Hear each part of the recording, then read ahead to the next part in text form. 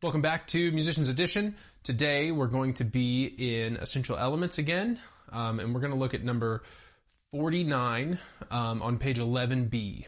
Okay, so we see a couple things in this piece, right? And it's always important to kind of glance through the piece, see what's in there before you try to play it, of course, right? So at the beginning we have a flam. Remember how to play flams, right? If not, you can always go back to our flam video. Lots of good stuff there.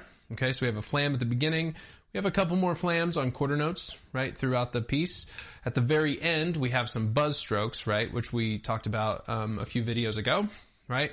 And then there is one kind of tricky rhythm in here, right? If you look at measure 1, 2, 3, you will see an eighth rest, right, which is the little squiggly with the horizontal line coming out of it, right? An eighth rest. So that's going to get the same amount of space as an eighth note, right?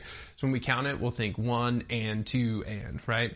It will just give us one of those as silence instead of sound.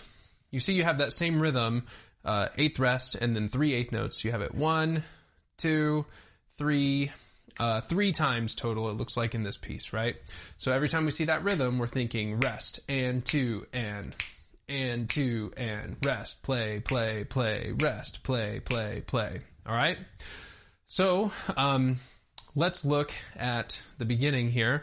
We're going to play flam, 2 and rest, 2 and, right? Remember in measure 2, that's called a quarter rest. The little, kind of looks like a seahorse, I think.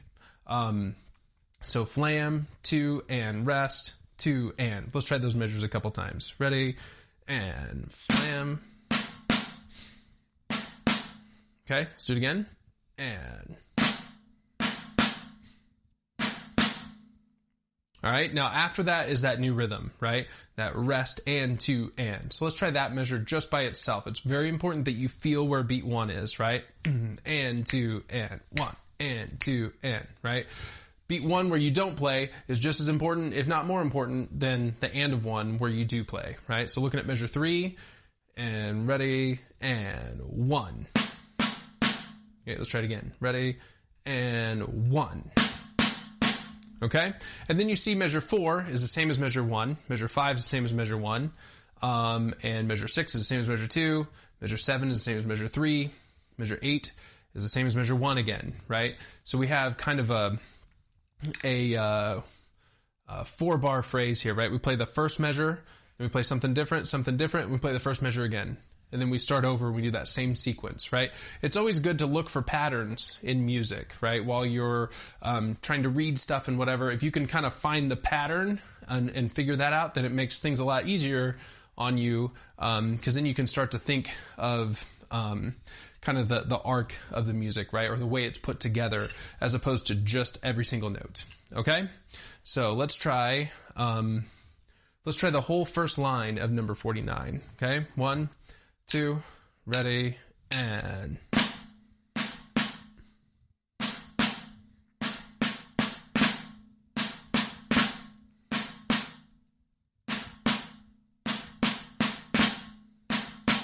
Okay? One thing to watch out for is that you don't play the flams louder than the other notes, right? You may have caught me doing that just a little bit, right? Something we all have to keep an eye on, right? Much of the time when we think about flams as being so much more important than everything else, so we end up kind of accenting them, right? Or playing them louder than the other notes. So it turns into something like this.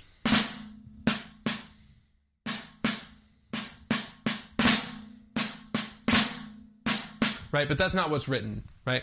The flam should be at the same dynamic. It's just a different sound quality. It's not louder or softer than the rest of the notes, okay? So let's try that first line one more time, and then we'll talk about the second line. 1, 2, ready, go.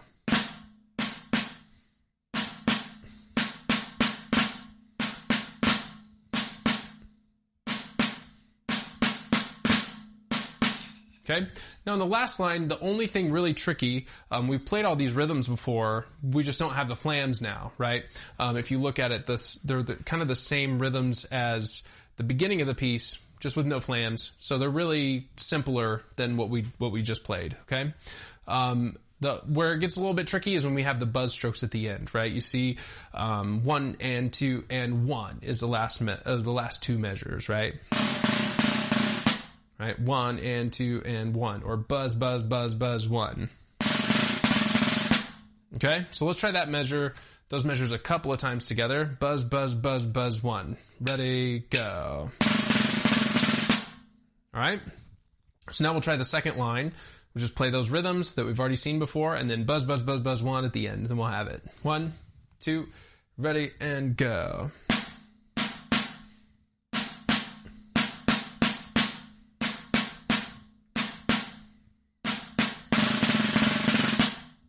All right, now use your ears on those buzzes. Remember, what we want to work towards is getting them to connect to each other, right? So one buzz lasts until the next buzz starts, right? So we start to get one long sound out of the drum through those eighth notes, right?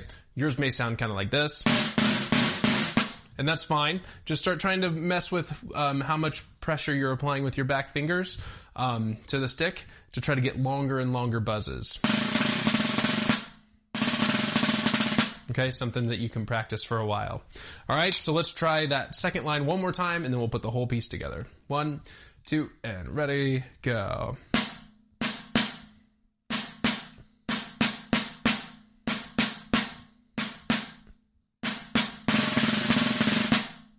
All right, now let's put the whole thing together.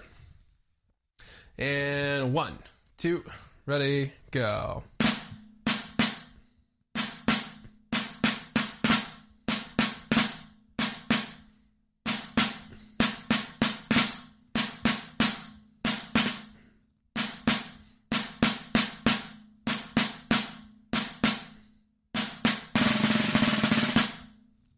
Okay? All right, let's play that one last time before we call it a day. 1, 2, and ready, go.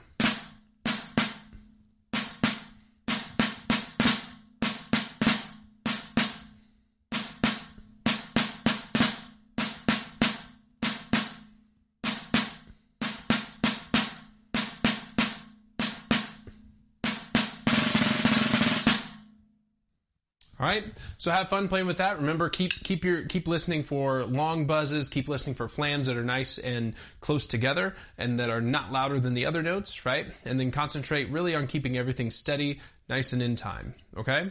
So have fun practicing that, and I will see you next time.